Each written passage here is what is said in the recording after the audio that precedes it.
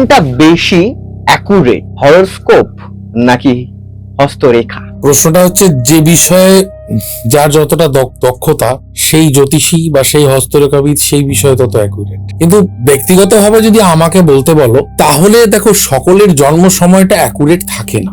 বহু ক্ষেত্রে দেখি যাদের সন্ধিক্ষণে জন্ম হয়, সন্ধিক্ষণ মানে সেই অবস্থা যেখানে ধরো একটা লগ্ন আর একটা লগ্ন থেকে পরিবর্তন হচ্ছে, যেই পার্টিকুলার মিনিটটাই লগ্নটা পাল্টে গেল, তার আশেপাশের সময় যারা জন্মাচ্ছে তাদের ক্ষেত্রে বহু ক্ষেত্রে অসুবিধা হয় লগ্ন নির্ণয় করতে। এবার হরোস্কোপে যদি লগ্নকে না পাওয়া যায়, অর্থাৎ জন্ম লগ্নকে, তাহলে কিন্তু গণনা করতে অনেক সমস্যা হয় এবং অ্যাকুরেসিতে প্রবলেম হয়। কেপিতে তো 4 মিনিট বাদে বাদে সাবলট চেঞ্জ হয়ে যায়, তাহলে অ্যাকুরেট সময় কিন্তু পাওয়া খুব মুশকিল। তো সেক্ষেত্রে হস্তরেখা অনেক বেশি অ্যাকুরেট, এটা আমার ব্যক্তিগত ধারণা। এবার যদি বলো কেন, হরোস্কোপ ভুল হতে পারে।